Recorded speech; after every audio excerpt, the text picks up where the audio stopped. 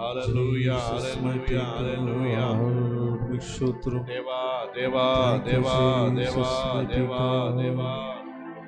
హల్లెలూయా యేసయ్యా తండ్రి మీకు స్తోత్రం స్తోత్రం స్తోత్రం స్తోత్రం స్తోత్రం స్తోత్రం స్తోత్రం.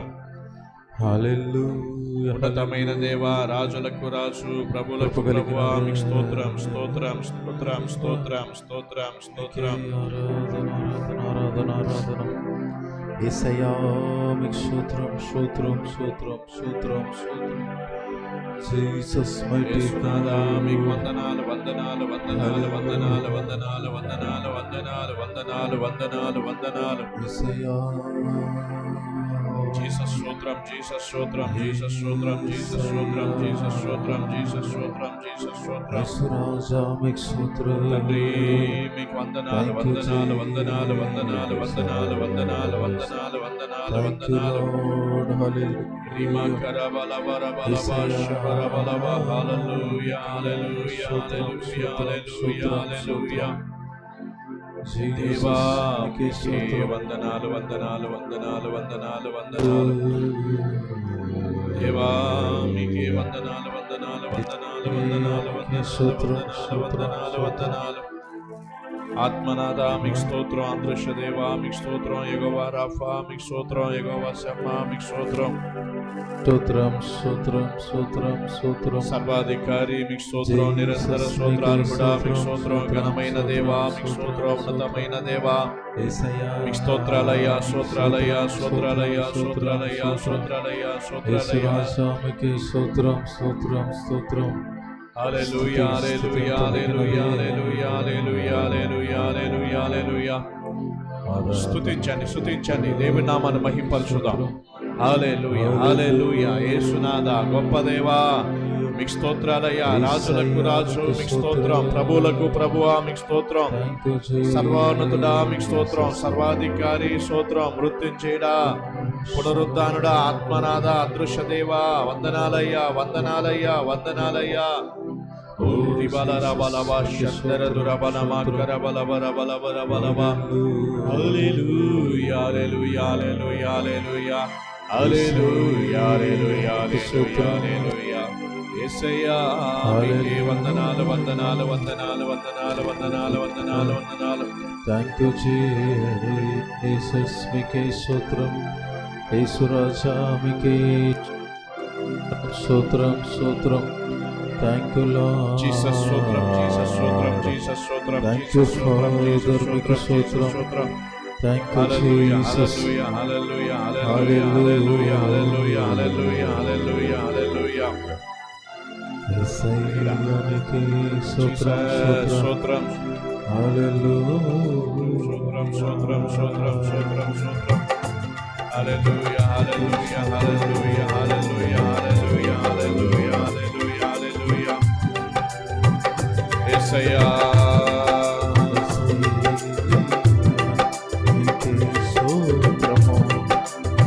ప్రియుని సన్నిధానంలో ఆనందమానందమే, మాటలు చెప్పలేనిది ప్రియుని సావాసమే, ప్రియుని సన్నిధానంలో ఆనందమానందమే, మాటలు చెప్పలేనిది ప్రియుని సావాసమే. అంతా కోల్పోయినా సమృద్ధి అనుభవమే, ముందున్న దినమందున గనులున్నాడనే ధైర్యమే, అంతా కోల్పో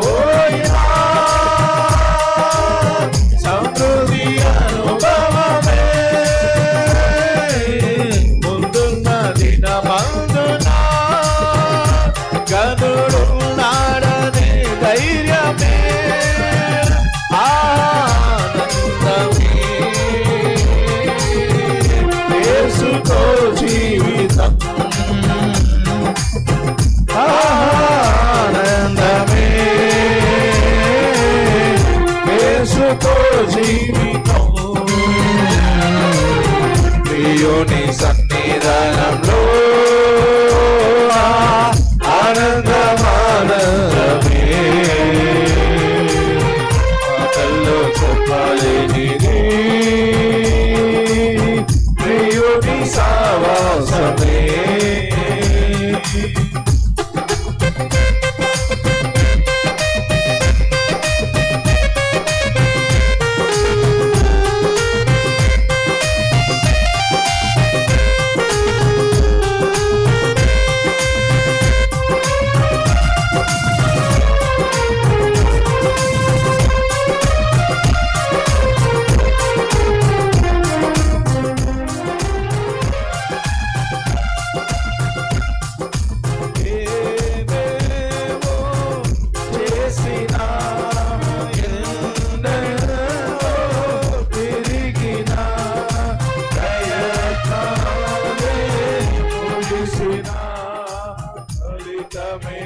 శూన్యమై మారినా ఏవేవో చేసినా ఎన్నెన్నో తిరిగినా ప్రయత్నాలే ముగిసినా ఫలితమే శూన్యమై మారినా మాట సెలవిచ్చినా తన ఉద్దేశం స్థిరపరచెను ప్రమాణము చేసెను తన కార్యాలు జరిగించెను ఆనందమే యేసుతో జీవితం ఆనందమే యేసుతో జీవితం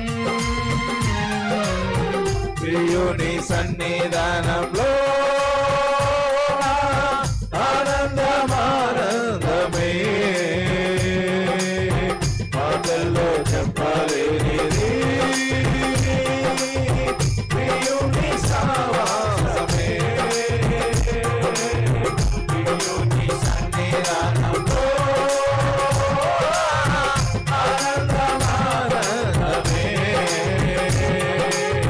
మాటల్లో రాయలేనిది ప్రియుని సావాసమే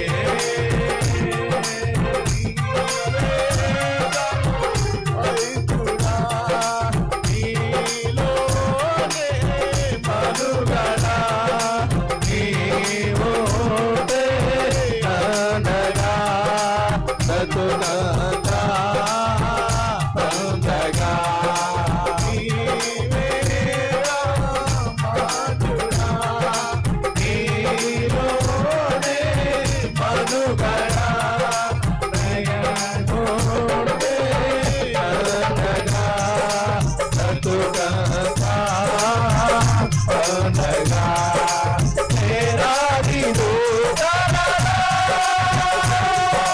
కనుడైన నా దేవుడో నా పక్షమై నిలిచెను నా కన్నులు తారాయెను వేలాది దూతలలా కనుడైన నా దేవుడో నా పక్షమై నిలిచెను నా కన్నులు తారాయెను ఆనందమే యేసుతో జీవితం ఆనందమే యేసుతో జీవితం ప్రియుని సన్నిధానంలో ఆనందమానందమే మాటల్లో చెప్పలేనిది ప్రియుని సావాసమే ప్రియుని ప్రియుని సన్నిధానంలో ఆనందమానందమే పాటల్లో చెప్పలేనివే ప్రియుని సావాసమే నా సమస్తమా ప్రభుని స్తుతించుమా నా యేసు చేసిన మేలను నీవు మరువకుమా నా యేసు చేసిన మేలను నీవు మరువకుమా నా ప్రాణమా నా సమస్తమా నగన ప్రియుడము నీవే నగననాథుడు నీవే నగన ప్రియుడము నీవే నగననాథుడు నీవే ఎవరు లేరు మదిలో నీవే నాకు సర్వము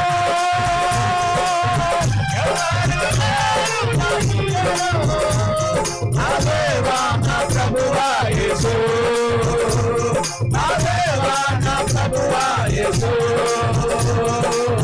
నా ప్రాణ ప్రియుడవు నీవే నా ప్రాణనాథుడు నీవే నా ప్రాణ ప్రియుడవు నీవే నాథుడు నీవే పరిశుద్ధుడు అని పరిశుద్ధుడు అని గాన ప్రతిగానములు చేయుచుందును పరిశుద్ధుడు అని పరిశుద్ధుడు అని గాన ప్రతిగానములు చేయుచుందును నీవేక దేవుడైనా యెహోవా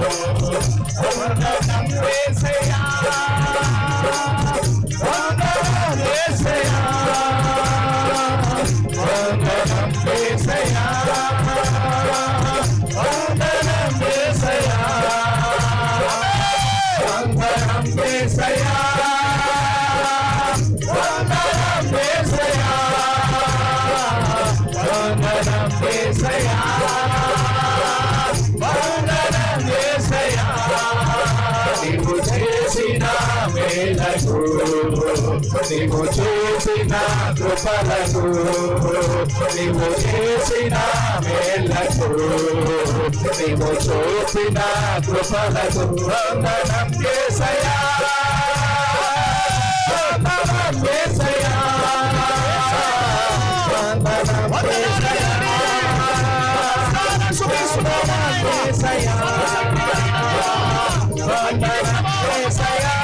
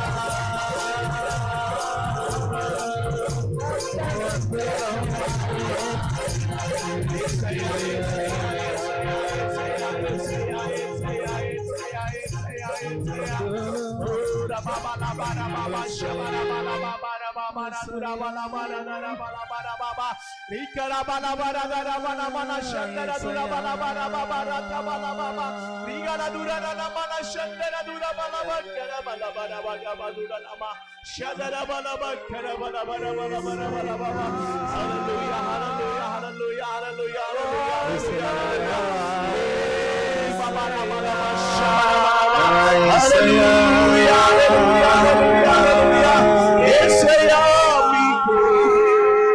వందనాలు దేవా, మీకే వందనాలు యేసయ్యా. నీవు చేసిన మేలకు, నీవు చూపిన కృపలకు, ఆకాశం వైపు చేతులు చాపి నీవు చేసిన మేలకు, ఆమేన్ ఆమేన్, నీవు చూపిన కృపలకు వందనం యేసయ్యా, వందనం యేసయ్యా, వందనం యేసయ్యా, వందనం యేసయ్యా, వందనం యేసయ్యా, వందనం యేసయ్యా, వందనం యేసయ్యా, వందనం యేసయ్యా. నీ యోగ్యత లేని నాకై నీ మహిమను విడచి వచ్చావు, సిలువలు నాకై రక్తము కార్చి మహిమలో నన్ను చేర్చావు. నీ యోగ్యత లేని నాకై నీ మహిమను విడచి వచ్చావు, సిలువలు నాకై రక్తము కార్చి మహిమలో నన్ను చేర్చావు. వందనం యేసయ్యా, వందనం యేసయ్యా. అందరూ స్వరమెత్తి స్వరమెత్తి వందనం యేసయ్యా, వందనం యేసయ్యా, వందనం యేసయ్యా, యేసయ్యా, వందనం యేసయ్యా, వందనం యేసయ్యా, వందనం యేసయ్యా. నీవు చేసిన మేలకు, నీవు చూపిన కృపలకు, అవునయ్యా, నీవు చేసిన మేలకు, మా జీవితంలో మీరు ఎన్నో మేలు నీవు చేశారయ్యా. చూపిన మీ కృప మాతో ఉండి మమ్మల్ని నడిపించిన దేవా, వందనం మనసారా మిమ్మల్ని స్తుతించి కనపరుస్తున్నాం ప్రభువా. వందనం యేసయ్యా, వందనం యేసయ్యా, వందనం యేసయ్యా. మహాపరిశుద్ధుడా, మీ పరిశుద్ధ నామానికి స్తోత్రాలు నాయనా. మీ నామాన్ని గణపరుస్తున్నాం, మహింపరుచుకుంటున్నాం. మా మధ్యలోకి మీరు దిగి వచ్చినందుకు మీకు స్తోత్రాలు అయ్యా. 7వ రోజు కూడా నాయనా మాతో మీరు మాట్లాడి మీ నామానికి మహిమ తెచ్చుకోమని, ఇంతవరకు ఆరాధనలో మీ నామానికి మహిమ తెచ్చుకున్నారయ్యా. మీకు స్తోత్రాలు. మాతో మీరు మాట్లాడమని మీ సన్నిధిని మా మధ్యలోకి నాయనా అయ్యా మీరు పంపి మీ సన్నిధిలో మేము జీవించటకు సహాయం చేయమని యేసయ్య పరిశుద్ధ నామములో ప్రార్థన చేస్తున్నాము తండ్రి. ఆమేన్ ఆమేన్. కూర్చుందాం.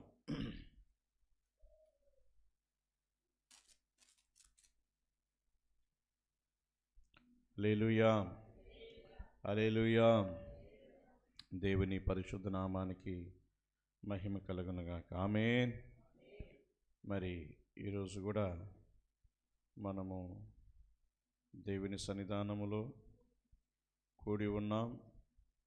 దేవుని సన్నిధానానికి వచ్చిన మిమ్మల్ని అందరినీ ప్రభువైన యేసుక్రీస్తు నామములో ఆహ్వానిస్తూ నా హృదయపూర్వక వందనాలు చెల్లిస్తున్నాను. హల్లెలూయా హల్లెలూయా. మరి ఈ 7వ రోజు సంఘ క్షేమాభివృద్ధి కూడికలోకి మనం వచ్చి ఉన్నాం. 7వ రోజు కూడా దేవుని వాక్యాన్ని అందించడానికి కొరకు మన మధ్యలో మరి ఇమాను ఉన్నాడు. ఇమాను మీకు తెలుసు అనుకుంటాను.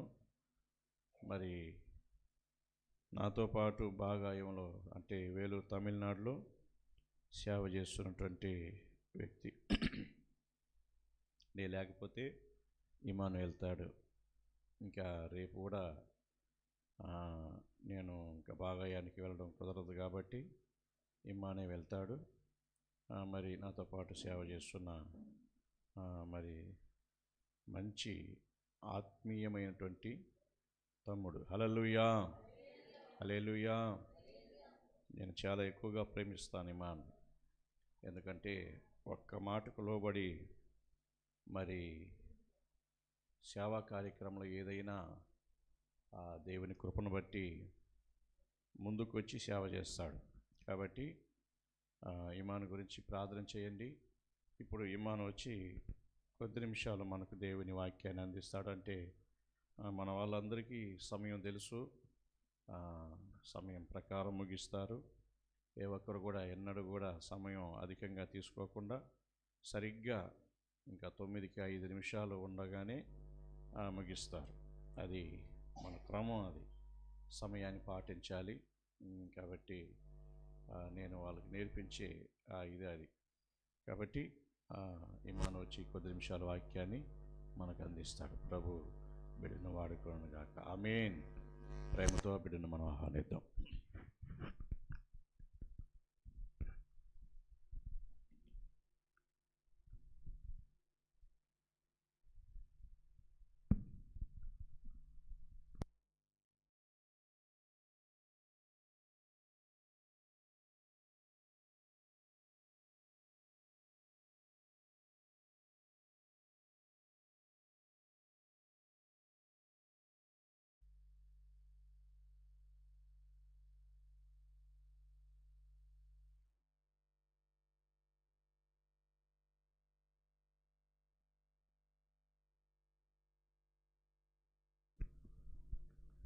ప్రభువైన యేసుక్రీస్తు నామమున మీ అందరికి వందనాలు. మనం ఒక వాక్యం చదువుకొని ముందుకు సాగుదాం. జకర్యా రాసిన గ్రంథము, జకర్యా రాసిన పుస్తకము 2వ అధ్యాయము 5వ వచనం. జకర్యా రాసిన పుస్తకము 2వ అధ్యాయము 5వ వచనం. చుట్టూ అగ్ని ప్రాకారముగా ఉండును, నేను దాని మధ్యను నివాసినై మహిమకు కారణముగా ఉండును. ఇదే యెహోవా వాక్కు. అందరు కళ్ళు మూసి స్తోత్రార్పణ చేసి మనం ముందుకు సాగుదాం. అందరు కళ్ళు మూసి స్తోత్రాలు చెల్లిద్దాం.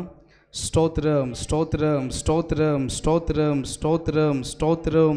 పరిశుద్ధుడా స్తోత్రం, స్తోత్రం, స్తోత్రం, స్తోత్రం. పరిశుద్ధుడా మా మధ్యలో మీ కృప చూపించబోతున్నందుకే స్తోత్రాలు. ఈ వర్తమానం నా ప్రభు ఒక మంచి కోణంలో మీరే నా ప్రభు మా మధ్యలో ప్రకటించబోతున్నందుకే స్తోత్రాలు. మీ కార్యం ఈ ప్రాంతంలో నా ప్రభు, ఈ ప్రాంతంలో దేవదూతలు సంచారము చేయనట్లు సహాయపరచండి. ఈ ప్రాంతంలో ఒక మహిమ కర్మగు కార్యాలు జరిగించినట్లు సహాయపరచండి. ఈ సంఘ క్షేమాభివృద్ధి కొరకు నా ప్రభు అనేకమైన కార్యాలు మీరు జరిగించబోతున్నందుకే స్తోత్రాలు. ప్రకటించువాడా, గ్రహింపు చేయవాడా, ఒప్పింపు చేయవాడా, మా మధ్యలో మీరు ఉన్నందుకై స్తోత్రాలయ్యా. మీరే మా మధ్యలో ప్రకటించండి. మేము తగ్గించబడాలి, మీరు హెచ్చించబడాలి. నా ప్రభ, మా వాక్కు నా ప్రభ మరుగైపోవాలి, మీ వాక్కు బయలుపరచబడాలి. మీ స్వరం ఈ ప్రాంతంలో వినిపించినట్లు, మీ కార్యం ఈ ప్రాంతంలో వెల్లడి చేయనట్లు, మీ కార్యం నా ప్రభ ఈ ప్రాంతంలో పరిశుద్ధాత్మ సహవాసంలో నడిపించబోతున్నందుకై స్తోత్రాలు. మేమైతే యోగ్యత లేని వారం, అర్హత లేని వారం, మీ కృప బాహుల్యత ప్రాంతంలో ఉంచబడి నా ప్రభ ఈ సంఘ క్షేమాభివృద్ధి కొరకు మీరు ఏదైతే నియమించున్నారో వాటి ప్రకారం నా ప్రభ మీరు జరిగించబోతున్నదికై స్తోత్రాలు. గొప్ప కార్యాలు, ఆశ్చర్యమైన కార్యాలు నా ప్రభ, ఈ సంగతులు నా ప్రభ గూఢమైన కార్యాలు ఒక మంచి కోణంలో ఈ ప్రాంతంలో ప్రకటించడానికి మీరే కృప చూపిస్తారని యేసు నామములో అడిగి వేడుకుంటున్నాం పరలోక పరమ తండ్రి, ఆమేన్. నేనైతే ఈ యొక్క కూడికకి రావాలని మన పాస్టర్ గారు మనకు చెప్పగానే ఆశపడ్డాను. చాలా సంతోషించాను. తర్వాత ఈ యొక్క వాక్యం ఏం చెప్పాలి నాకు చెప్పి కూడా 4 రోజులు అవుతుంది. దేవా, నీ వాక్యం ఏం చెప్పాలి నాకైతే గ్రహింపలేదు.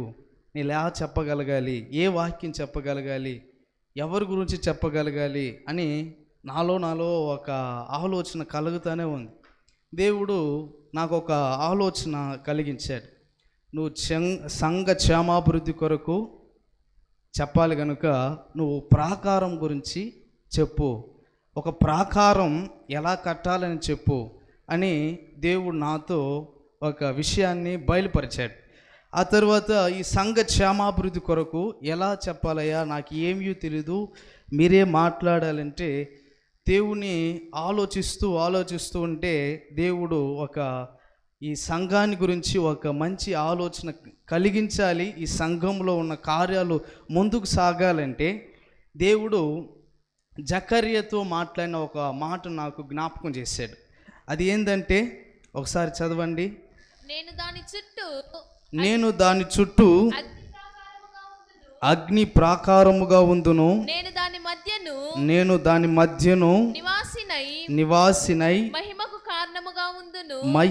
కారణముగా ఉందును. ఇదియే యెహోవా వాక్కు. దేవుడు సెలవిచ్చిన కార్యంలో మొదటి కార్యం ఏంటంటే, మనము ఒక ప్రాకారముగా నిలవబడాలి. సంఘానికి క్షేమాభివృద్ధి కలగాలంటే మొదటగా ఒక మనిషి ఏం చేయాలంటే, సంఘాన్ని కాయువారిని, సంఘంలో కాపరులని, సంఘంలో విశ్వాసుల్ని మనం ఎలా నియమించుకోవాలి, మనం ఎలా ఉండాలంటే ఒక ప్రాకారం వలె నిలబడాలి. సంఘ క్షేమాభివృద్ధి కొరకు, సంఘంలో కలిగి ఉన్న ప్రతి కార్యం కొరకు మనం ఎలా నిలబడాలంటే, సంఘమును కాయువారిని, సంఘములో ఉన్నవారిని కూడా మనం ఏం చేయాలంట, ప్రాకారముగా నిలవబడాలి. సంఘంలో అనేకమైన కార్యాలు దైవ సేవకుల పట్ల ఏదైతే నియమించున్నాడో, దేవుని కార్యం ఏదైతే ఒక ప్రాకారంగా నిలబడాలని తన యొక్క ఆలోచన ఏదై చెప్పాలని ఆశించాడో ఆ కార్యం ఒక ప్రాకారంగా నిలవబడాలి. సంఘానికి ఒక క్షేమం కావాలంటే మనకి ఏం కావాలంటే ఒక ప్రాకారం కావాలి. మనము ప్రత్యక్ష గుడారం లోపలికి మనం ప్రవేశిస్తే ఈ ప్రత్యక్ష గుడారంలో మొదటగా మనం చెప్పాల్సింది ఏదంటే ప్రాకారం చెప్తాం. మొదటగా మనం ఏం చెప్తాం, ప్రాకారం చెప్తాం. అంటే ఒక సంఘమును ఏలుబడి చేయాలంటే మొదటగా మనకు కావాల్సిన కార్యం ప్రాకారం. ప్రాకారాన్ని కానీ ఒకవేళ మనం దాటకపోతే, ఆ ప్రాకారాన్ని మనం దాటకపోతే మనం ఎక్కడ ఉండిపోతామంటే వెలుపలి ఏమైపోతాం, వెలుపలిగానే ఉండిపోతాం, బయట ఉండిపోతాం. ప్రాకారం లోపలికి ఎవరైతే ప్రవేశిస్తారో వారికి ఏం చేస్తాడంటే దేవుడు ఆ ప్రాకారంలో కలిగి ఉన్న ఆశీర్వాదాలను దేవుడు మనకు అనుగ్రహించడానికి కాస్తున్నాడు. మనకు కావాల్సిన కార్యాలు కావచ్చు. దేవుడు ఆ ప్రాకారాన్ని బట్టి సంఘానికి క్షేమం కలగాలి. ఆ ప్రాకారంగా నువ్వు మారాలి. ఆ సంఘంలో మనము కూడా ఒకరిగా మారిపోవాలి. సంఘం అంటేనే అనేక మంది కూడి ఉండుట, అది సంఘం అంటారు. ఆ సంఘానికి కాపరులను కాయువారు కావాలి. ఆ కాపరును కాయువారు ఎలా ఉండాలంటే అభిషేకంతో కూడుకున్నవారు ఉండాలి. దేవునికి అభిప్రాయం లేకుండా ఏ కార్యం మనము చేయలేం. కారణం ఏంటంటే సంఘాన్ని కాయుటకు అనేక మంది సంఘ కాపరులు ఉన్నారు, కానీ ఆ సంఘ కాపరులకు క్షేమాభివృద్ధిని కలిగించేవారు నేలేనేరు. సంఘాన్ని కాయువారు కావాలి. ఆ సంఘంలో ఉన్న విశ్వాసులను కాయువారు కావాలి. అడ్డుపడేవారు కూడా లేవాలి. మనలో నుంచి మన ఆ ప్రేరేపణ మనలో ఏం చేయాలంటే రూపొందించబడాలి. ఒక మనిషిలో ఎప్పుడైతే ఆ రూపొందించి కలిగిన కార్యాలు ఎప్పుడైతే ప్రారంభిస్తాయో, ఎప్పుడైతే మన మనసులో ఉన్న కార్యాలు దేవుని పట్ల చేయాలని ఆశపడతామో, అప్పుడే మనలో నుంచి ఏం ప్రారంభమవుతుందంటే ఒక ప్రేరేపణ. సంఘాన్ని కాయుటకు, సంఘంలో ఉన్న విశ్వాసుని కాయుటకు, సంఘంలో ఉన్న అనేకమైన కార్యాలు, అపవిత్రమైన కార్యాలు మనం అడ్డుపోటకు కావాల్సిన ఒకే కార్యం ఏంటంటే ప్రాకారం కావాలి. ఆ ప్రాకారముగా నువ్వు మారాలి. ఆ ప్రాకారంగా నువ్వు మారగలిగితే ప్రాకారంలో ఉన్న ప్రతి ఒక్క మందిరము కూడా ఏమైపోతుంది, క్షేమాభివృద్ధికి వచ్చేస్తుంది.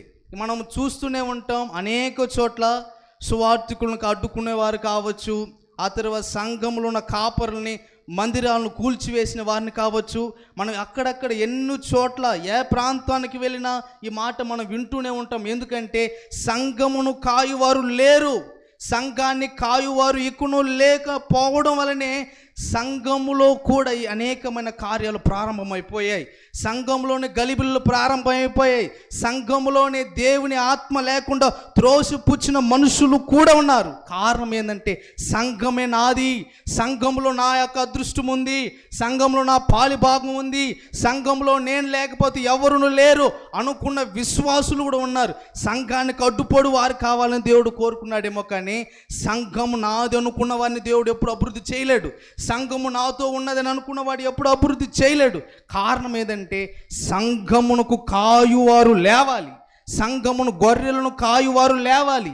గొర్రెలను కాయువారు లేస్తే అనేకమైన ఆత్మలు పడతారు. సంఘ క్షేమాభివృద్ధి కలగజేయాలంటే సంఘ కాపరికి విధేయత చూపించిన వారు లేవాలి.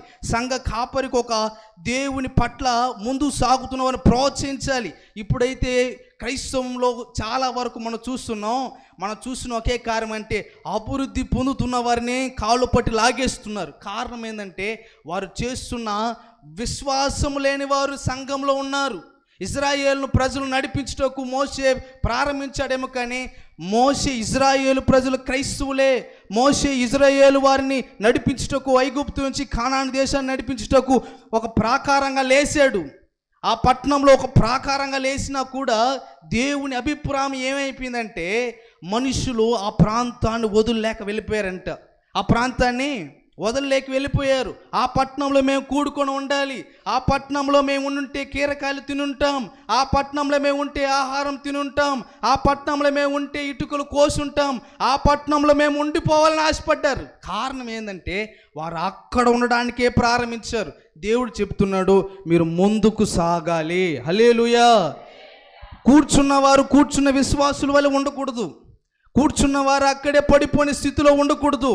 మీరు లేచి నిలబడి నడవగలిగిన స్థితికి రావాలి. దేవుడి అభిప్రాయం కూడా అదే. కానాను దేశానికి పాలు తేనెలు ప్రవహించే దేశానికి దేవుడు నడిపించాలని ఆశపడితే వారేమో ఐగుప్తును విడిచి రావడానికి ఆశ లేదు. అతనైతే అడ్డుపడుతున్నాడు. అందుకే దేవుడు మాట్లాడతాడు, మోషే నువ్వు వెళ్ళు, నేను అక్కడ మాట్లాడుతాను, రాజుతో మాట్లాడుతాను, నువ్వు వెళ్ళు అంటే మోషే అంటాడు, అయ్యా నేను అత్తి పెదవుల గలవాడిని, నేను ఏమైతే మాట్లాడగలుగుతాను, వారితో ఏమి సెలవివ్వాలి, రాజుతో ఎలా మాట్లాడాలి, నాతో ఎవరు మాట్లాడతారు, అక్కడికి వెళితే నన్ను చంపివేస్తారే, నేను ఎక్కడికి వెళ్ళనా అంటే దేవుడు అంటాడు చంపే చోటకి వెళ్ళమంటాడు. కారణం ఏంటంటే మనస్సు అక్కడికి వెళ్ళకూడదని ప్రారంభించిందేమో, కానీ దేవుడు సెలవిచ్చిన కారణం ఏంటంటే చంపు చోటకే దేవుడు మోషేని పంపించాడు. కారణం అతనిలో ఉన్న ఆశ అది కాదు. దేవా నేను ఇక్కడే ఉండిపోతాను, నేను ఇక్కడే మంద కాసుకుని ఉండిపోతాను, గొర్రెలు కాసుకుంటూ ఉండిపోతానేమో, కానీ నేను ఇక్కడ నుంచి నేను వెళ్ళను అంటే దేవుడు అంటాడు నువ్వు ఇక్కడ ఉండకుండా నేను చెయ్యి, నువ్వు నేరుగా అక్కడికి వెళ్ళు. అక్కడికి వెళ్ళగానే అనేక మంది ఇజ్రాయేలీలు నశించిపోతున్నారు. వారి పట్ల ఒక భారం కావాలంటే నడిపించు వారు లేరు. వారి గురించి ఏం చేస్తున్నారంట, చెడు అభిప్రాయం గురించి మాట్లాడుతున్నారు. నేను బాగుంటే చాలనుకున్నవాడు ఒకడు, తన యొక్క కుటుంబాన్ని బాగు చేసుకోవాలనుకున్నవాడు ఒకడు, తన యొక్క గ్రామాన్ని బాగు చేయాలన్న పరిస్థితి ఇశ్రాయేలులో కనబడలేదు. కారణం ఏంటంటే వారు అక్కడే నివసించాలి, వారు అక్కడే ఉండిపోవాలి, వారి కార్యం అక్కడే స్థిరంగా ఉండిపోవాలని ఆశపడ్డారు. కానీ దేవుడు అన్నాడు నా ప్రజలు ఇక్కడ ఉండుట క్షేమము కాదు. హల్లెలూయా. ప్రజలు ఇక్కడ ఉండుట క్షేమము కాదు. కారణం వారు అక్కడ ఉంటే కానాను దేశాన్ని చూడలేరు. వారు అనేకమైన కార్యాలు వారి పట్ల దేవుడు జరిగించాల్సిన కార్యం వారు చూడలేరు.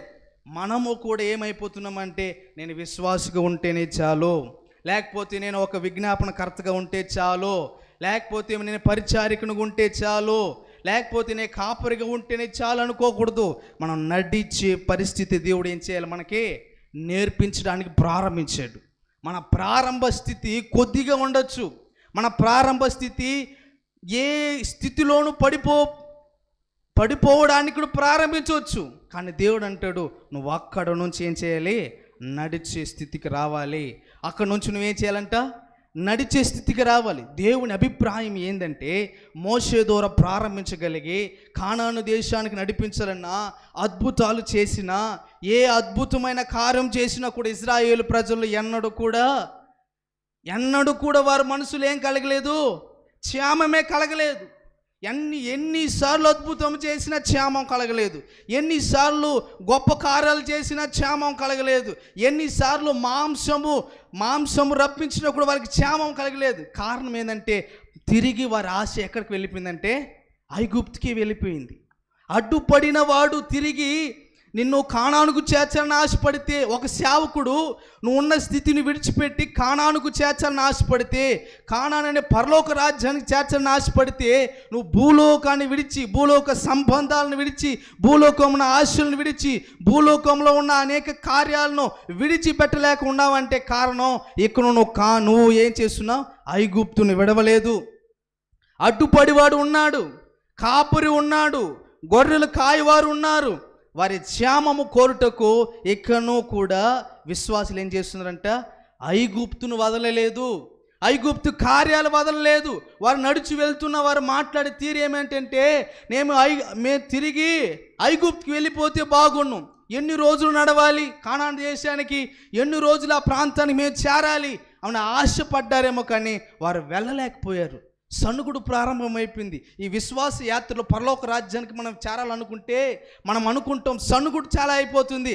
పక్కన వారు ఏదో అంటారేమో సంఘ విశ్వాసులు ఏం చేస్తారు, సంఘానికి రాకుండా మానేస్తారు. కొంతమంది సంఘంలో ఉన్నవారు ఏం చేస్తారు, వచ్చిన వారిని కొంచెం సాడీలు చెప్తారు. కొంతమంది సంఘంలో బాగా ఆరాధన చేస్తే వారి మీద ఏం చేస్తారంట, సంఘంలో ఆరాధన బాగా చేస్తే భలే చేశాడులే అన్న కార్యానికి ఎందుకు వస్తారంటే, వారిలో సణుగుడు కార్యాలు అట్టే ఉన్నాయి, ఐగుప్తు కార్యాలు అట్టే ఉన్నాయి, ఐగుప్తు ఆశలు అట్టే ఉన్నాయి, ఐగుప్తు కార్యాలలో ఉన్న వారు కానానుకు చేరలేరు, పరలోకానికి చేరలేరు, పరలోక రాజ్యానికి వెళ్ళలేరు. కారణం అంటే వారు ఐగుప్తును విడచాలి, ఐగుప్తు ఆశలను విడచాలి.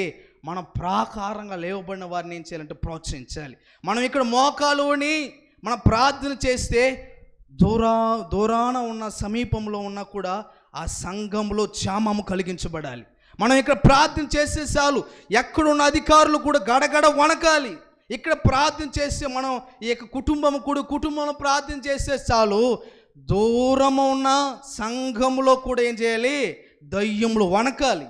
కారణం మనం అడ్డుపడి స్థితికి రాలేదు, మనం ఎక్కువ పడిపోయిన స్థితిలో ఉన్నాం, మనం కూర్చున్న స్థితిలో ఉన్నాం, మనం నడవలేని స్థితికి రాలేదు. కారణం ఏంటంటే మన ఆశ, మన కోరిక ఇక్కడనే ఉంది. తల్లిదండ్రుల పైన ఆశ, కుమారుల పైన ఆశ, తన యొక్క బంధువర్గాల మీద ఆశ, ఎవరి మీద ఎంత ఆశ పెట్టినా కూడా మనం విడిచి తండ్రి రాజ్యాన్ని మనం ఏం చేయాలి, చూచువారిగా లేవాలి, ప్రాకారము కట్టువారిగా లేవాలి, ప్రాకారానికి మనం కట్టే ఒక అధికారిగా లేవాలి.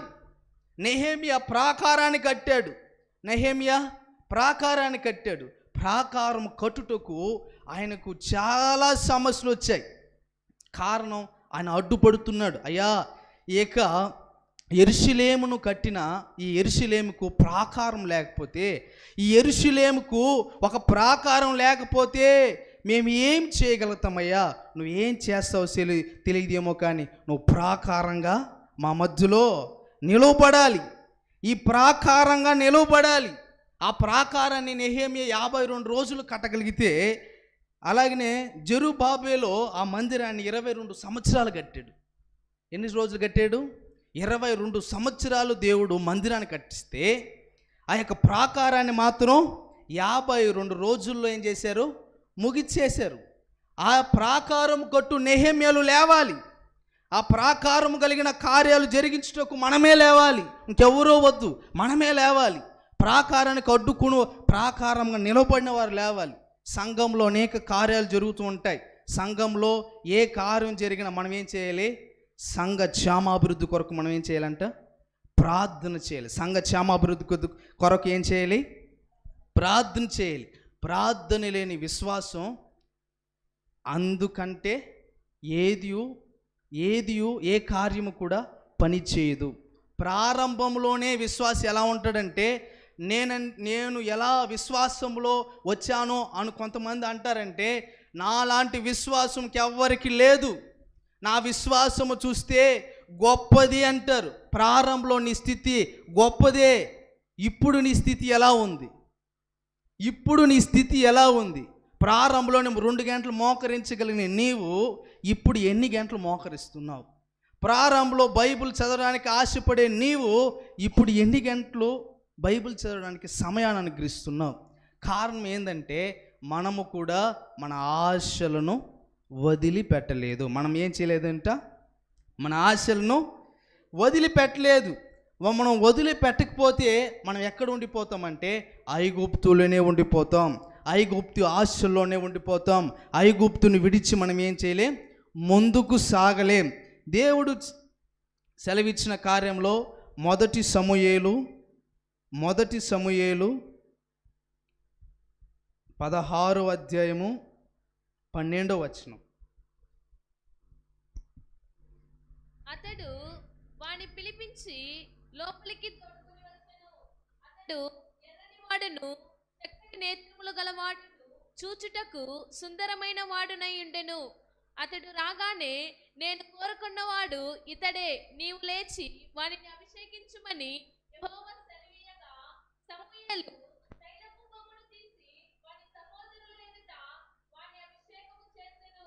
నాట నుండి యెహోవా ఆత్మ దావీదు మీదికి బలముగా వచ్చెను. చాలు. ఇక్కడ దావీదుని గురించి మనం బాగా క్షుణ్ణంగా గ్రహిస్తే, దావీదు గొర్రెలు మేస్తున్నాడు, గొర్రెల కాపరి. ఎస్ఐకి 8 మంది కుమారులు ఉన్నారు. ఎస్ఐకి ఎంతమంది కుమారులు ఉన్నారంటే 8 మంది కుమారులు ఉంటే, చివరి వాడైన ఈ యొక్క దావీదు ఏం చేసేవాడు, గొర్రెలు కాస్తూ ఉండేవాడు. తన తండ్రి గొర్రెలు ఎన్నైతే ఉన్నాయో ఆ గొర్రెలన్నీ కాయువాడు. ఈ గొర్రెలు కాస్తున్న ఈ యొక్క దావీదు అతను ఏం చేశాడంటే, అక్కడ సింహాలు వస్తేనో ఎలుగుబంట్లు వస్తేనో అక్కడ ఏ కార్యం జరిగినా కూడా దాన్ని జయించుటకు అతనితో ఎవరు ఉండేవాడంటే దేవుడు ఉండేవాడు. ఆ కార్యం ప్రారంభించబడింది. గొర్రెలను కాయుటకు దావీదుకు దేవుడు ఒక అధికారం ఇచ్చాడు. తండ్రి తన గొర్రెలు కాయుటకు ఏ అధికారం ఇచ్చాడో అలాగనే తన బిడ్డైన దావీదును కాయుటకు కూడా అతనికి తోడుగా ఉన్నాడు. దావీదుకి ఎప్పుడైతే దేవుడు తోడుగా ఉన్నాడో, దావీదుతో ఎప్పుడు మాట్లాడడం దేవుడు ప్రారంభించాడో, సింహము వచ్చినా ఎలుగు పంటే వచ్చినా కూడా ఒక్క గొర్రెను కూడా ఎత్తుకుని వెళ్ళిపోతే సింహమును చీల్చి ఎలుగుబంట్లను చీల్చి తన నోట్లో ఉన్న అలాగనే గొర్రె పిల్లని తీసుకొచ్చి మందలో వదిలేవాడు. నమ్మకస్తుడు. అతను నమ్మకం ఎలాంటిదంటే, ఒక్క గొర్రెనను కూడా ఎవ్వరు దొంగలించకూడదు, ఒక్క గొర్రెనను కూడా ఎవ్వరు కూడా ఎత్తుకుని వెళ్ళకూడదు అని ఆశ కలిగిన వాడు. ఈరోజు దావీదు లాంటి గుణము కలిగి ఉండాలి. ఎలాగంటే దావీదు గుణము ఎలాంటి గుణం అంటే, అతను స్వరూపమైనను బాగా లేకుండొచ్చు. ఎందుకంటే మనం చూస్తూ ఉంటాం, గొర్రెలు మేపవారిని మనం చూస్తే వాళ్ళు సౌందర్యంగా టక్కు ప్యాంట్ వేసుకొని గొర్రెలు మేపుతారా? ఎలా వెళ్తారు? అడవికి వెళ్ళిపోతే ఎలా వెళ్తారు? గొర్రెలు మేపవారు ఎలా వెళ్తారు? మనం చూస్తూ ఉంటాం. గొర్రెలు మేపవారు ఎలా వెళ్తారు? నీళ్ళ బ్యాగి ఆ సంచిలో కొద్దిగా అన్నము అలా పెట్టుకొని అలా వెళుతూ ఉంటారు. అంటే ఇక గొర్రెలు కాపరి అయిన దావీదు కూడా అదే విధంగా అతని దగ్గర సితార ఉండేది. సితార ఒక నైపుణ్యంగా వాయించేవాడు. అతను వాయించినట్లు ఎవ్వరూ కూడా వాయించలేరంట. చమత్కారంగా వాయించేవాడు. అతను వాయిస్తూ ఉంటే అతను మైమరిచిపోయేవారంట. ఆ యొక్క గొర్రెలు కూడా ఇతను వాయిస్తూ ఉంటే ఆ గొర్రెలు కూడా లీనమైపోయాయంట. ఎందుకంటే అంత చమత్కారంగా, చమత్కారం అంటే అంతటికి మించి అతను వాయించేదానికి మించి ఇంకెవ్వరు కూడా వాయించలేరు. అంత చమత్కారంగా వాయించగలిగినవాడు. దావీదులో ఎలాంటి గుణము కలిగి ఉన్నాడంటే, గొర్రె అయినను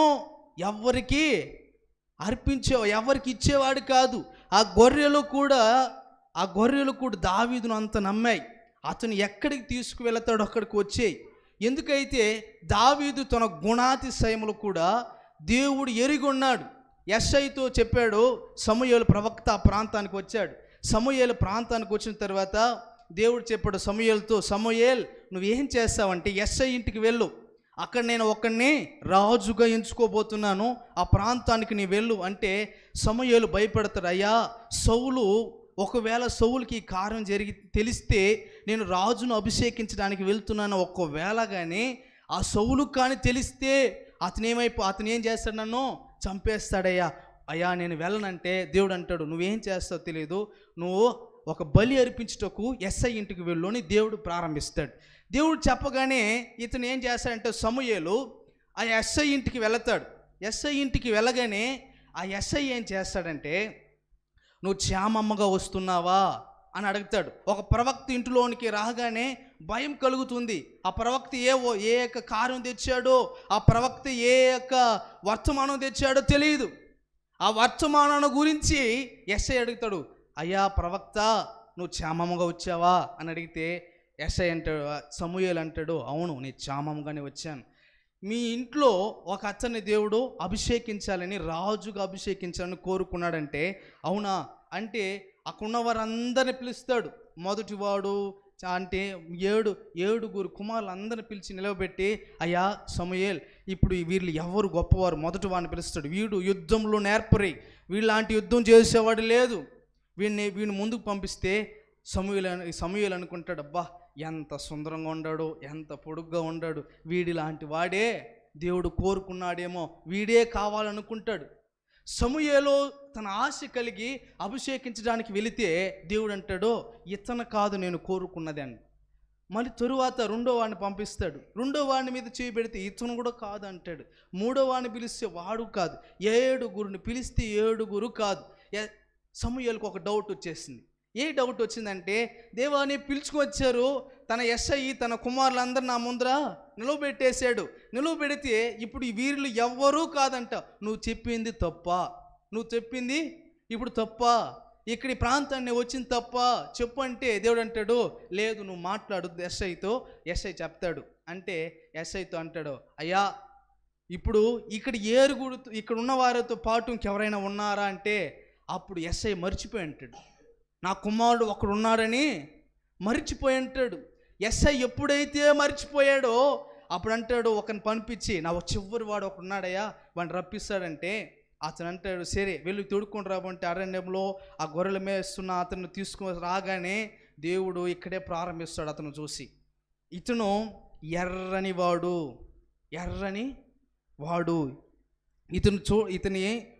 అతను అంటాడు, ఎర్రని వాడు, చక్కని నేత్రం కలిగిన వాడు, సుందరుడు అని దేవుడు వర్ణించడం ప్రారంభిస్తాడు.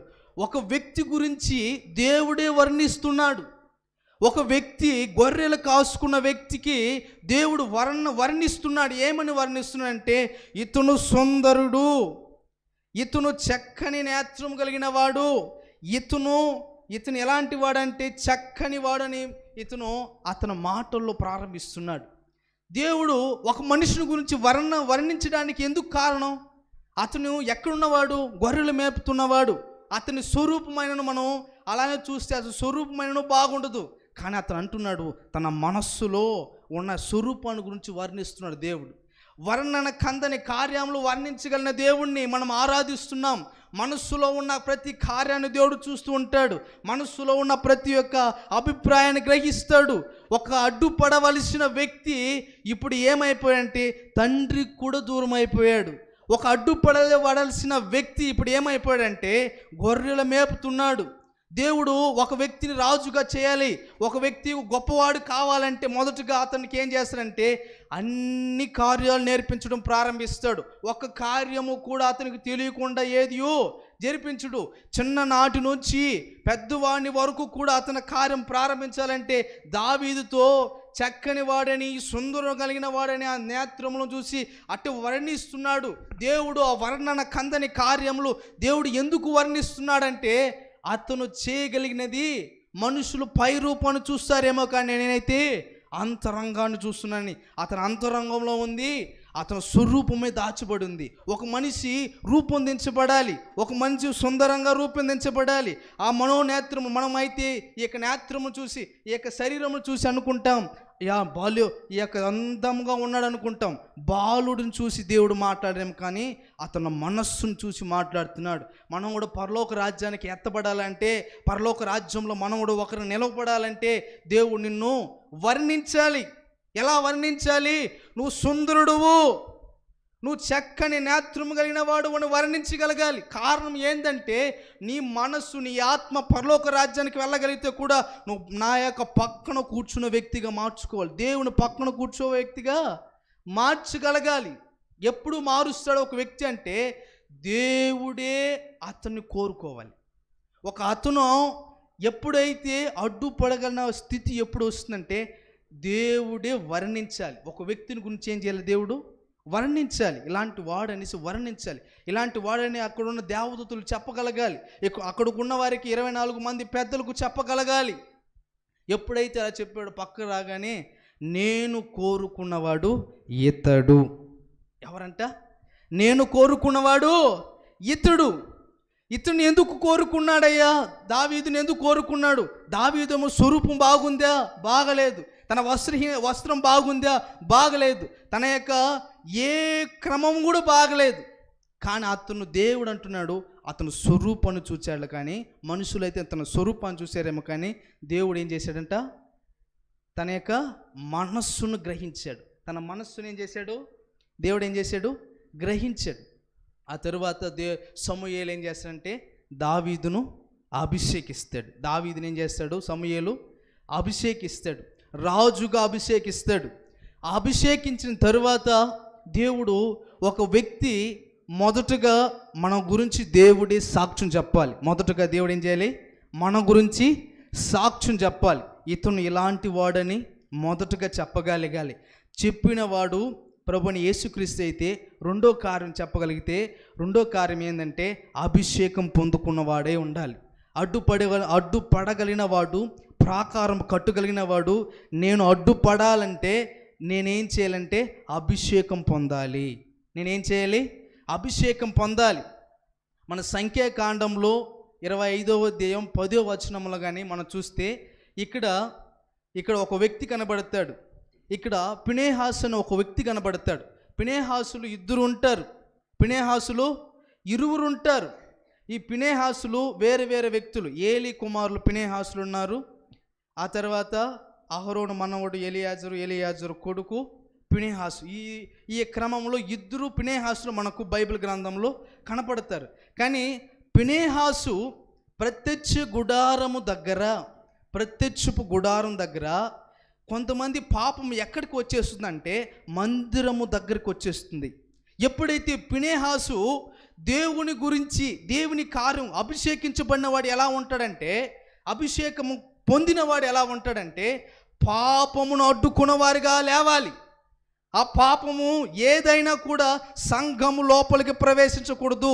సంఘము సరిహద్దులు దాటకూడదు. సంఘము లోపలికి ప్రవేశించకూడదంటే అడ్డుపడగలిగిన వారు లేవాలి, అభిషేకించబడిన వారు లేవాలి. ఎప్పుడైతే ప్రత్యక్ష గుడారము ముందే ఈ యొక్క వాయు వరుసను కలుపుకుంటున్నారు. మనకు అన్యజనులకు మనం ఏం చేస్తున్నాం?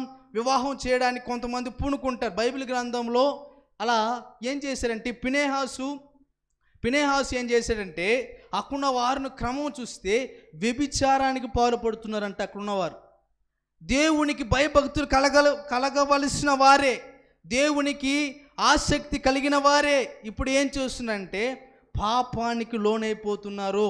ఒక వ్యక్తి అభిషేకం పొందుతానే మనం అనుకుంటాం దేవుడు నాకు హస్తనిక్షేపం చేశాడు, ఇప్పుడు నాలాంటి వాడు లేడని గర్వపడగలిగిన స్థితి ఎవరిలో ఉంటుందో దేవుడు అభిషేకించినా కూడా సౌలు వలె దూరం చేస్తాడు. సౌలు వలె దురాత్మ పట్టిన వానిగా చేస్తాడు. సౌలు వలె తిరిగి వేసే వ్యక్తిగా చేస్తాడు. దురాత్మ నీలో ఉందంటే, ఒకవేళ అభిషేకం నువ్వు పొందున్నావంటే దేవుడు తప్పనిసరిగా ఏం చేస్తాడు? నువ్వు ఏదో దేవునికి దుష్టమైన కార్యాలు చేయడానికి ప్రారంభించున్నావేమో, దేవునికి అయిష్టమైన కార్యాలు చేయడానికి ప్రారంభించున్నావేమో. ఈ ఫినెహాసు ఏం చేశాడంటే ఆ యొక్క 25వ అధ్యాయం 10వ వచనం నుంచి చదువుకుంటూ వస్తే ఆ యొక్క ప్రత్యక్ష గుడారం దగ్గరికి ఇద్దరు వ్యక్తులు వచ్చేస్తారు. ప్రత్యక్ష గుడారం దగ్గరికి ఇద్దరు వ్యక్తులు వచ్చేస్తారు. సంఖ్యాకాండం 25వ అధ్యాయం 10వ వచనం చదవండి. యెహోవా మోషేకు ఇలాగు ఆజ్ఞయించెను. యాజకుడైన అహరోను మనుమడును ఎలియాజరు కుమారుడైన ఫినెహాసు వారి మధ్యను నేను ఓర్వలేని దానిని తాను ఓర్వలేకపోవుట వలన ఇశ్రాయేలీల మీద నుండి నా కోపము మళ్లించెను గనుక నేను ఓర్వలేకయుండియు ఇశ్రాయేలీలను నశింపచేయలేదు. కాబట్టి నీవు అతనితో ఇట్లనుము, అతనితో నేను నా సమాధాన నిబంధనను చేయించున్నాను. అది నిత్యమైన యాజక నిబంధనగా అతనికి అతని సంతానములకు కలిగి ఉండును. ఏలయనగా అతడు తన దేవుని విషయమందు ఆసక్తి గలవాడై ఇశ్రాయేలీయుల నిమిత్తము ప్రాయశ్చిత్తము చేసెను. తప్పబడిన వాడి పేరు జిమ్రి. అతడు షిమ్యోనీయులలో తన పితరుల కుటుంబమునకు ప్రధాని అయిన సాలు కుమారుడును. చంపబడిన స్త్రీ పేరు కొబ్జి. ఆమె చాలు. ఇక్కడ మిద్యానీయులు, ఇజ్రాయేలీయులు ఎవరెవరంట? మిద్యానీయులు, ఇజ్రాయేలీయులు. ఈ మిద్యానీయులు, ఇజ్రాయేలీయులు ఇరువురు కలిసి ఏం చేశారంటే, ఇజ్రాయేలీయులు మిద్యానీయులతో పొత్తు పెట్టుకోకూడదు. ఏం చేయకూడదంట? పొత్తు పెట్టుకోకూడదు. ఇజ్రాయేలీయులు ఇజ్రాయేలీయుల్ని పెళ్లి చేసుకోవాలి, మిద్యానీయులనే పెళ్లి చేసుకోవాలి. ఇక్కడ మనం చూస్తే మిద్యానీయులు ఇజ్రాయేలీయులకి ఎప్పుడైతే వీరి కుమార్తెలను వారికి ఇచ్చారో, వారి కుమారులను వీరికి ఇచ్చారో, ఎప్పుడైతే ఈ క్రమం ప్రారంభించబడిందో, ఎప్పుడైతే ఈ యొక్క వాయు వరుస ఎప్పుడైతే ప్రారంభించాడో దేవుడికి ఒక కోపం. ఈ కోపాన్ని మించలేక ఈ కోపాన్ని దేవుడు ఎలా ఖండించాలని ఆశపడుతున్నాడు. ఇశ్రాయేలును లేకుండా తుడిచిపెట్టేయాలి. తన ఆశ ఏంటంటే, దేవుడి ఆశ ఇక ఈ ప్రజలను, ఇశ్రాయేలును ఒక్కరు లేకుండా చేసేయాలి. ఎవరైనా కూడా ఇప్పుడు అడ్డుపడేవారు కావాలి, ఒక ప్రాకారం నిలబడిన వారు కావాలి. ఈ ప్రాకారంగానే నిలవబడకపోతే ఇప్పుడు ఏమైపోతుంది? ఇశ్రాయేలు అందరూ చంపబడతారు. ఇశ్రాయేలీయులు మిద్యానీయులతో ఏం చేస్తున్నారు? పొత్తు పెట్టేశారు. తన కుమార్తెలను వారికి ఇస్తున్నారు, తన కొడుకులను వీరు తీసుకుంటున్నారు. ఇలా వాయు వర్ష ఏమైపోతోంది?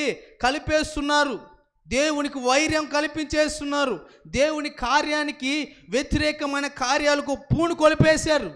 దేవుడికి ఒకే కోపం, ఎవరైనా ఇప్పుడైతే నేనైతే వీళ్ళని ఇజ్రాయేలును పూర్తిగా తుడిచిపెట్టేయాలి, ఎవ్వరు లేకుండా చేసేయాలి.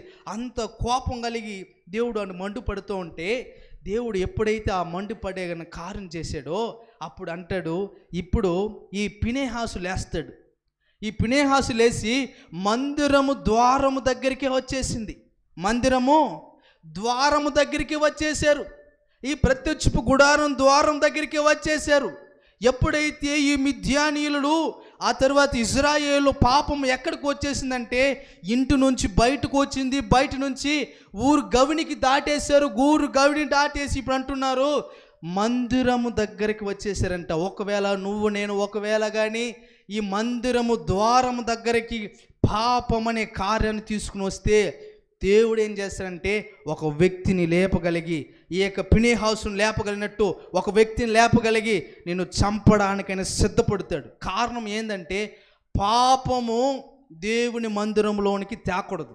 పాపమైన కార్యాలు, పాపమైన ఇచ్చులు అభిషేకం పొందిన నీవే పాపానికి లోనైపోతే అభిషేకం లేనివాడు ఏం కావాలి?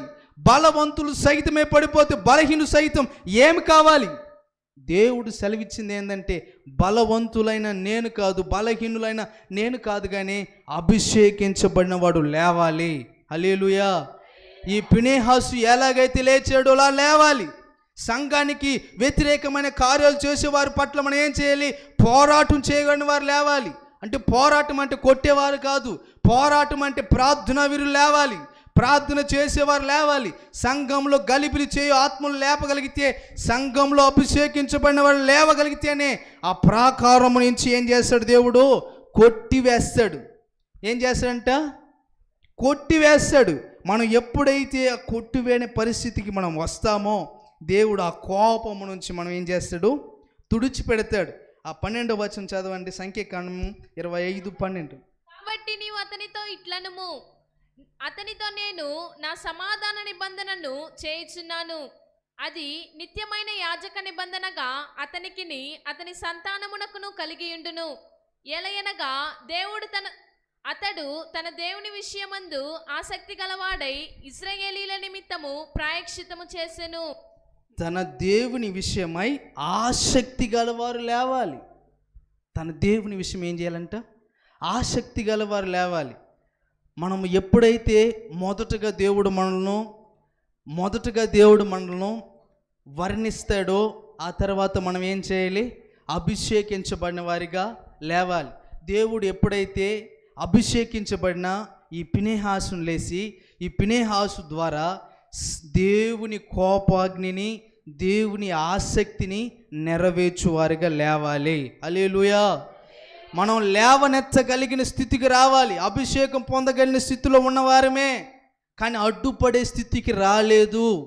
మనం ఇక్కడ సంఘ క్షేమాభివృద్ధి కొరకు ప్రార్థన చేసే స్థితికి రాలేదు. సంఘంలో కాపరునకు అడ్డుపడేవారు లేవలేదు. సంఘంలో విశ్వాసుల పట్ల మోకరించగలిగిన వారు లేవలేదు. నువ్వు మోకరించడానికి ప్రారంభిస్తే చాలు, సంఘంలో అనేక క్రొత్త ఆత్మలు ప్రారంభమైపోతాయి. సంఘంలో నూతనమైన ఆత్మలు ప్రారంభమైపోతాయి. సంఘంలో అనేకమైన నూతనమైన కార్యాలు ప్రారంభమైపోతాయి.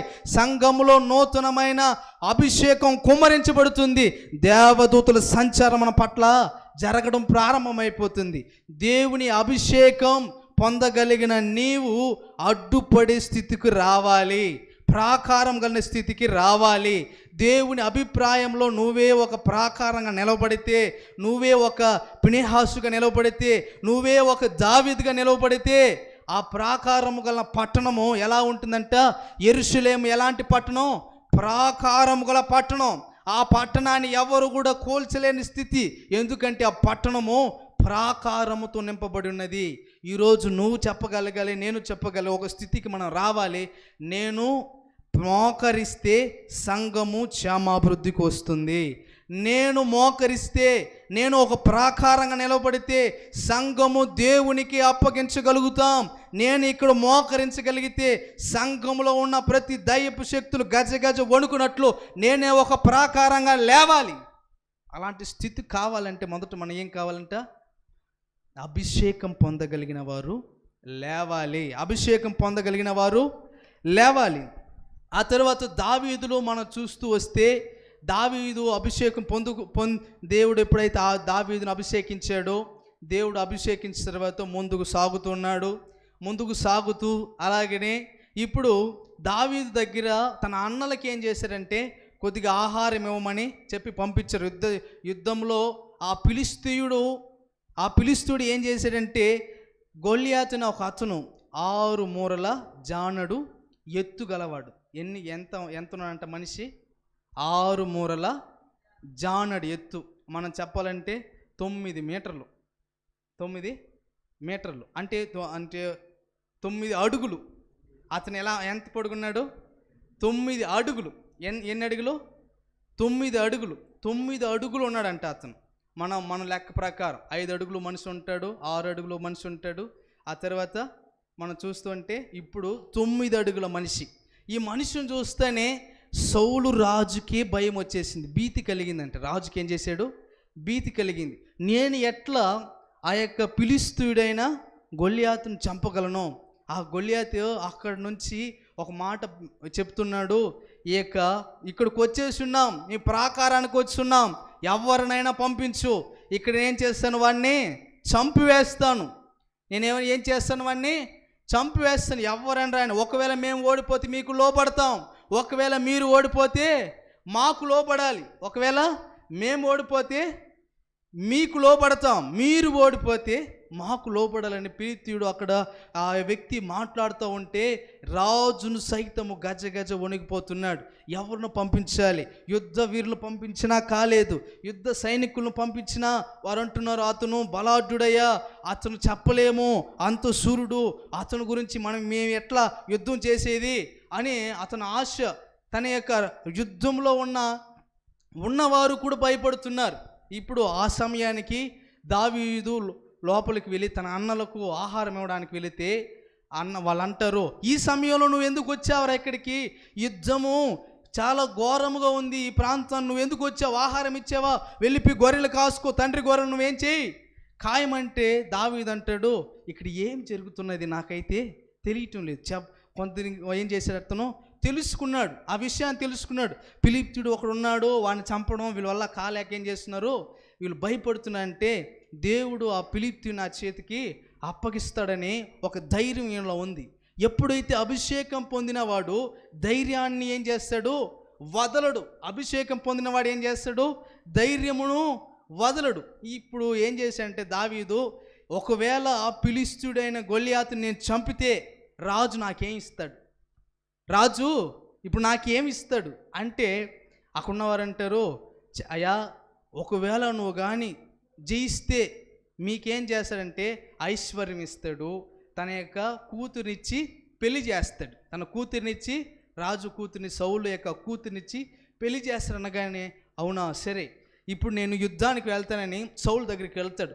సౌలు, రాజా నేను యుద్ధానికి వెళ్ళి ఆ ఫిలిష్తీయుని చంపుతానంటే అప్పుడు అంటాడు సౌలు, నువ్వు బాలుడవు, నువ్వేం చేస్తావు, నువ్వు బాలుడురా, నువ్వు ఎట్ట యుద్ధం చేస్తావు, మీ అన్నల వల్లే కాలేదు, ఇక్కడున్న వారి వల్లే కాలేదు, ఎవ్వరూ కూడా యుద్ధం చేయడానికి వారి వల్ల కాలేదు, నువ్వు ఎలా చేస్తావంటే అప్పుడు దావీదు అంటాడు, అయ్యా నా యొక్క గొర్రెలు మేస్తుండే సమయంలో అప్పుడు సింహాలు వస్తాయి, ఎలుగుబంటి వచ్చింది, సింహం వచ్చింది, ఎలుగుబంటి వచ్చింది, వారి ఆ యొక్క ఎలుగుబంటిని సింహమును చంపాను అని చెప్తే, సరే ఇతను పంపిద్దాము అని రాజు సౌలు అంటాడు. సరే ఇతనికి యుద్ధ వస్త్రము ధరింపచేయండి, యుద్ధ వస్త్రాన్ని ధరింపచేసి ఇతను ఏం చేస్తాడు, యుద్ధానికి వెళ్తాడు. అనగానే యుద్ధానికి ప్రారంభమయ్యి నేను వెళ్తాను, ఆ యుద్ధ వస్త్రం ధరింపజేస్తే ఒక వస్త్రం కూడా ఆ యొక్క బాలుడైన దావీదుకు సెట్ కాదు. అతను అంటాడు, ఈ మోయలేను, నేను దీనేం చేయలేను, ఈ వస్త్రమును నేను మోయలు, నా వల్ల కాదని ముందర ఒక వ్యక్తిని పంపిస్తాడు. డాలును పట్టుకుని ఒక వ్యక్తి ముందుకు నడిస్తే ఇక బాలుడైన దావీదు ఏం చేస్తాడు, ముందుకు నడుస్తాడు. ముందు నడుస్తూ వెళుతున్న సమయంలో ఫిలిష్తీయుడు అతను చూసి, నువ్వు సుందరంగా ఉన్నావురా, ఆ యొక్క గొల్లియాతుకు తెలుసు అతను మాట్లాడుతున్నాడు, ఇతను సుందరముగా ఉన్నాడు, ఈ బాలుడు నన్ను ఏం చేయగలుగుతాడు అనుకుంటే 5 నున్నటి రాళ్ళు ఎత్తుకొని వడిసినెత్తుకొని ముందుకు సాగుతున్నాడు. అతను అంటున్నాడు, దావీదు తన ధైర్యం వహించి, నేను ఆ ఫిలిష్తీయుడిని దేవుడు నాకు అప్పగించునుగాక, యుద్ధము యెహోవాదని అడుగు ముందుకేసి వెళ్తున్నాడు. ఆ యొక్క ఫిలిష్తీయుడైన గొలియాతు ప్రారంభించేశాడు, నేను చంపేస్తాను, నేను చంపి ఆకాశ పక్షులకు ఏం చేస్తాను, మాంసముగా వేసేస్తానని. ఇతను అంటున్నాడు, నా దేవుడు ఈరోజు నిన్ను నా చేతికి అప్పగించి ఉన్నాడు, ఈరోజు నా చేతికి నిన్ను అప్పగించున్నాడు అనగానే దావీదులో ప్రారంభమైంది, ధైర్యం ప్రారంభమైంది. అభిషేకం పొందిన వాటిలో ధైర్యం ప్రారంభమవుతుంది. అభిషేకం పొందిన వాడిలో ఏ కార్యమని జయించగలన శక్తి వస్తుంది. అభిషేకం పొందిన వాడిలో ఉన్న కార్యం ఏంటంటే ఏ కార్యానైనా పూనుకోగలుగుతాడు. ఒక రాజుని, రాజ్యంలో ఉన్నవారిని, తన తల్లిదండ్రులని కాపాడుకోవాలంటే యుద్ధము చేస్తేనే వారందరూ కాపాడబడతారు. యుద్ధం చేయకపోతే వారు ఎవ్వరూ కాపాడబడరు. వారందరూ కూడా ఫిలిష్తీయులకి బానిసలైపోవాలి. ఇప్పుడు ఒక వ్యక్తి ప్రాకారంగా నిలబడాలి. హల్లెలూయా. ఒక వ్యక్తి ప్రాకారంగా నిలబడితేనే ఇప్పుడు ఆ ఇశ్రాయేలులందరికీ క్షేమం. ఇప్పుడు ఇశ్రాయేలులందరికీ క్షేమం కలగాలంటే ఇప్పుడు ఒక వ్యక్తి నిలవబడాలి. ఆ వ్యక్తి దావీదు ద్వారా దేవుడి గొప్ప కార్యం చేయడానికి ప్రారంభించాడు. ఎప్పుడైతే ప్రారంభించాడో 5 నున్నటి రాళ్ళు ఒక రాయి ఎత్తుకుని ఏం చేశాడు, వరిసెని ఎత్తుకొని గొల్లియాతు మీదకి పరిగెత్తి ఏం చేశాడు, వరిసెని తిప్పి ఏం చేశాడు, ఎప్పుడైతే కొట్టాడో నుదుటిన పడింది. ఎప్పుడైతే నుదుటిన పడగానే ఎవరైనా ఇలా కొడితే ఎక్కడ పడాలి, ఒక వ్యక్తిని ముందర కొడితే ఎలా పడాలి, ఇక్కడ పడింది, ఎలా పడతాడు ఒక వ్యక్తి, వెనుక్కు పడాలి. ఒక వ్యక్తి ఏం చేయాలి, వెనుకకు పడాలి. కానీ గొల్లియాతు మాత్రం వెనుకకు పడలేదు, ముందర పడ్డాడు, ఇలా బోర్ల పడ్డాడంట. ఎలా పడ్డాడు, బోర్ల పడ్డాడు. ఒక వ్యక్తి మనం కానీ నురిటి మీద కొడితే వెనుక పడిపోతాడు. కానీ ఇక్కడ జరిగిన కారణం ఏంటంటే ఎప్పుడైతే ఆ యొక్క ఒడిసులో ఉన్న రాయి ఎప్పుడైతే నుడిసిన పడిందో అప్పుడు బోర్ల పడిపోయాడు. అతను ఏం చేశాడు, బోర్ల పడిపోగానే తన దగ్గర ఉన్న కత్తినే తీసి, గొల్లియాతు దగ్గర ఉన్న కత్తినే తీసి తన యొక్క తలను నరికేశాడు. దేవుడు ఒక వ్యక్తి ద్వారా జరిగించలే, బాలుడు అనవలసిన వాడిని చేతుల నుంచే ఏం చేశాడు? గొప్ప కార్యము ప్రారంభించేశాడు. గొప్ప కార్యం చేశాడు దేవుడు, ప్రారంభించాడు. ఈరోజు ఒకవేళ ఇజ్రాయేలు ప్రజలను కాపాడగలిగిన స్థితికి దావీదు రప్పిస్తే, ఈరోజు ఈ సంఘ క్షేమాభివృద్ధికి నువ్వు ఒక ప్రాకారంగా నిలబడతావా? ఒకవేళ నువ్వు సంఘంలో క్షేమాభివృద్ధి కలగకుండునట్లు ఒకవేళ నువ్వే ఒక ప్రాకారం నిలబడితే, సంఘంలో ఒక దుర్వినియోగమైన కార్యం జరిగించడానికి నువ్వే ఒక ప్రాకారం నిలబడితే, దేవుడు సౌలుని ఎలాగైతే లాగి పడేశాడో ఈరోజు నిన్ను కూడా లాగి పడేస్తాడు. ఎప్పుడైతే సంఘానికి ప్రోత్సాహం కలిగి సంఘానికి అడ్డుపడిన స్థితికి వస్తావో, దావీదు బాలుడే కనుక, కానీ అతన్ని ఏం చేశాడు దేవుడు? రాజులకు రాజుగా చేయడానికి, ఆ యొక్క దావీదు రాజుగా చేయడానికి ప్రారంభించేశాడు. మనము కూడా ఒకవేళ సంఘానికి క్షేమం కలిగించలేని స్థితిలో పడిపోయామేమో, ఒకవేళ సంఘానికి ఒకవేళ నీ ధోరణి నష్టం కలుగుతుందేమో, ఒకవేళ ఈ సంఘానికి దుర్వినియోగమైన కార్యాన్ని ప్రారంభించేసావేమో, దేవుడు నిన్ను గురించే మాట్లాడుతున్నాడు. ఒక్కవేళ ప్రారంభిస్తే దేవుడు నిన్ను దావీదులా వాడుకోవాలని ఆశపడుతున్నాడు. దేవుడు నీ ద్వారా దేవుడు గొప్ప కార్యం చేయడానికి ఆశపడుతున్నాడు. ఒకవేళ నువ్వు కానీ అభిషేకం పొందిన నీవే దేవునికి వ్యతిరేకమైన కార్యాలు చేయడానికి ప్రారంభిస్తే, సౌలు లాంటి అభిషేకం పొందగలిగిన వాడే పడిపోయాడు. దేవుడు లాగి పడేసి అతనికి దురాత్మ పట్టే విధంగా చేశాడు. ఒకవేళ సంఘంలో క్షేమాభివృద్ధి కలిగించిన నీవే ఒకవేళ పడిపోతే, దేవుడు సౌలును లాగినట్టు, అలాగని లోతు భార్య ఎలాగైతే ఉప్పు స్తంభం అయిపోయిందో వెనుకకు తిరిగే స్థితి, ముందున్న స్థితిని మర్చిపోతారు, వెనుకున్న స్థితినే జ్ఞాపకం చేసుకునే స్థితికి ఒకవేళ నువ్వు లోతు భార్యలా మారిపోతావో నువ్వే జ్ఞాపకం చేసుకొని, దేవుడు ఎప్పుడైతే ఒక వ్యక్తి గుణాన్ని గురించి దేవుడు వర్ణించాలి, ఆ తర్వాత అభిషేకించగలిగిన దేవుడు అభిషేకించడానికి నిన్ను ప్రారంభిస్తాడు. అభిషేకించబడిన తరువాత నిన్నేం చేస్తాడంటే ధైర్యం వహించి రాజులుగా నియమించడానికి ప్రారంభిస్తాడు. నువ్వు ఉన్న స్థితి ఇదే, నువ్వు ఉన్న కార్యం ఇదే. ఒకవేళ నువ్వు విశ్వాసంగా ఉండొచ్చు, లేకపోతే నువ్వు ఒకవేళ సంఘ పెద్దగా ఉండొచ్చు, ఒకవేళ నువ్వు విజ్ఞాపనకర్తగా ఉండొచ్చు, ఒకవేళ నువ్వు ఆరాధకుడుగా ఉండొచ్చేమో, కానీ నువ్వు ఎలా ఉన్నా సరే దేవునికి వ్యతిరేకమైన కార్యం ప్రారంభిస్తే నువ్వు ఉండడానికైనా కూడా నువ్వు ఏం చేస్తావంటే సౌలు లాంటి స్థితిలో పడిపోతావు. ఒకవేళ లోతు భార్యలా వెనుదిరిగిపోయిన ఉప్పు స్తంభంగా మారిపోతావు. దేవుడు ఇలాంటి కార్యాలు మన సంఘంలో ఏది సౌలు లాంటి ఆత్మ కానీ అలాగే లోతు భార్య లాంటి ఆత్మ కానీ ఈ సంఘంలో ఉండకుండా చేయునుగాక. ఆమేన్. దేవుడు ఈ సంఘంలో ప్రాకారం కలిగిన వారు లేవనెత్తునుగాక. ఆమేన్. దేవుడి ప్రాకారం కలిగిన సంఘంగా నిలబడి అనేక మందికి సంఘ క్షేమాభివృద్ధిని కలుగు చేయునుగాక. ఆమేన్. దేవుడి వాక్యాన్ని ఆశీర్వదించి దీవించునుగాక. ఆమేన్.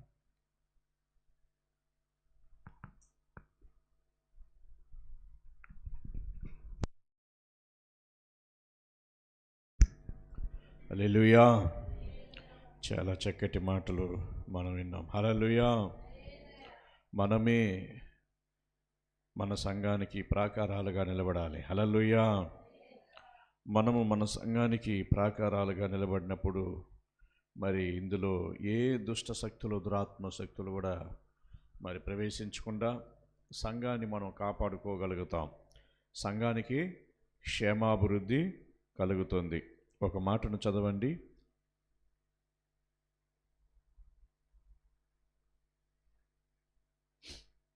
ఇర్మియా గ్రంథంలో 15వ అధ్యాయంలో 19-20 చదవండి. కాబట్టి యెహోవా ఇలాగు సెలవిచ్చున్నారు. అవును, నీవు నా తట్టు తిరిగి మైక్ బాగా పట్టుకొని చదువు. నీవు నా సన్నిధిని నిలుచున్నట్లు నేను నిన్ను తిరిగి రప్పింతును. ఏవి నీచములో ఏవి ఘనములో నీవు గుర్తుపట్టిన ఎడల నీవు నా నోటి వలె ఉందువు. వారు నీ తట్టునకు తిరగవలెను. నీ తట్టునకు తిరగవలను కానీ గాని నీవు వారి తట్టునకు తిరగకూడదు. నీవు వారి తట్టునకు తిరగకూడదు. అప్పుడు నిన్ను ఈ ప్రజలను పడగొట్టజాలని ఇత్తడి ప్రాకారముగా నేను నియమించెదను. నిన్ను రక్షించుటకును నిన్ను విడిపించుటకును నేను నీకు తోడయుందును గనుక వారు నీ మీద యుద్ధము చేయుదురు గాని నిన్ను జయింపకపోదురని యెహోవా సెలవిచ్చుచున్నాడు. ఆమేన్. హల్లెలూయా, హల్లెలూయా. దుష్టుల చేతిలో నుండి నిన్ను విడిపించదను, బలత్కారుల చేతుల నుండి నిన్ను విమోచించదను. ఎంత గొప్ప అద్భుతమైనటువంటి వాగ్దానం. మరి నిజంగానే ప్రభు ఈ ఉపవాస కూడికలో మాట్లాడుతున్న ప్రతి మాట చాలా అద్భుతమైనటువంటి మాటలు. మరి నిన్నటి దినమున కూడా చాలా అద్భుతమైనటువంటి వాక్యాలు. మరి ఈరోజు ఇంకా చాలా అద్భుతమైనటువంటి మాటలు. నేనేమంటున్నానంటే, సంఘానికి క్షేమాభివృద్ధి కలగాలని చెప్పేసి మనం ఉపవాసాలుండి ప్రార్థన చేయడమే కాకుండా దాన్ని క్రియారూపకముగా మనమే చేస్తే సంఘాన్ని మనం ఎలాగైనా క్షేమాభివృద్ధిలోకి నడిపించుకోవచ్చు. హల్లెలూయా. కాబట్టి ఈరోజు నేను కూడా మీకేం చెప్తున్నానంటే, మన సంఘం క్షేమాభివృద్ధి పొందాలంటే మనం ఖచ్చితంగా ఏం చేయాలి? సంఘానికి మనం ఏం చేయాలి? కాపుదల ఉండాలి. అంటే ప్రాకారంగా నిలిచిపోవాలి. దేవుడే అగ్ని ప్రాకారంగా ఉంటే మనము కనీసం ఒక్క చిన్న రవంతైనా కూడా సంఘం పట్ల బాధ్యత భారం కలిగిన ఒక ప్రాకారంగా మనము ఉండాలి. సంఘం లోపల ఏ యొక్క అపవిత్రత ప్రవేశించకుండానట్లు సంఘం పట్ల ప్రతి ఒక్కరికి ఆ భారం కలిగి ఉండాలి. ఇది నా సంఘం, ఇలా ఉండకూడదు, ఇలా అయిపోకూడదు అన్న భారం, ఆ తపన ప్రతి విశ్వాసులో కలగాలి. అలాంటి కృప, అలాంటి ప్రాకారాలుగా ప్రభు మిమ్మల్ని అందరినీ చేయునుగాక. మోకరించండి, ప్రార్థన చేద్దాం. మహాపరిశుద్ధుడా, జీవం కలిగిన మా తండ్రి, మీ పరిశుద్ధ నామానికి స్తోత్రాలు, వందనాలు చెల్లించుకుంటున్నాం. నాయనా, చాలా చక్కటి విషయాలను ప్రభువా మీరు మాకు బయలుపరిచారయ్యా. మేమే సంఘానికి నాయన ప్రాకారాలుగా మారిపోవాలి. అట్టి అభిషేకం, అట్టి కార్యం యేసు నామములో మీరు కలిగించమని వేడుకుంటున్నాం. నా తండ్రి, నీ బిడ్డను ప్రభువా మీరు నిలబెట్టి మీరు వాడుకున్నారయ్యా. ఇంకనూ ప్రభువా నైనా మీ అభిషేకాన్ని బిడ్డ మీద మెండుగా దండిగా కుమ్మరించి అనేక ప్రాంతంలో వాడుకోవడానికి ప్రభు చూపించండి. ఈ 7వ రోజు సంఘ క్షేమాభివృద్ధి కూడికలోకి నాయన తీసుకుని వచ్చిన నీ బిడ్డలందరినీ మీరు దీవించండి. చాలామంది ప్రభువా ఆగిపోయారయ్యా. వారితో మీరు మాట్లాడండి ప్రభువా, వారితో మీరు మాట్లాడండి. రేపటి దినమున నాయనా పునరుద్ధానపు ఆరాధనలో నీ బిడ్డలందరూ కలుసుకొని మీ నామాన్ని మహిమపరచడానికి సహాయం చేయండి. రక్తాన్ని ప్రాంతంలో ప్రోక్షిస్తున్నాం, మీ కాపుదలకు అప్పగించుకుంటున్నాను. నిమ్మను జ్ఞాపకం చేసుకొని బిడ్డను బలపరిచి అభిషేకించాకిరిగా వాడుకోండి. కూడి వచ్చిన విశ్వాసాలందరినీ దీవించండి. రాలేకపోయిన వారిని దయతో క్షమించి నడిపించండి. మీ నామానికి మహిమ తెచ్చుకోమని రక్తాన్ని ప్రోక్షిస్తూ యేసయ్య పరిశుద్ధ నామములో ప్రార్థన చేసి వేడుకుంటున్నాము తండ్రి. నా ప్రాణమా యెహోవాను సన్నిధించుము, నా అంతరంగమునున్న సమస్తమైన పరిశుద్ధ నామమును సన్నిధించుము. నా ప్రాణమా యెహోవాను సన్నిధించుము, ఆయన చేసిన ఉపకారములలో దేనిని మరువకు. హల్లెలూయా. Praise Lord. అందరికీ వందనాలు. ప్రభు మిమ్మల్ని దీవించునుగాక.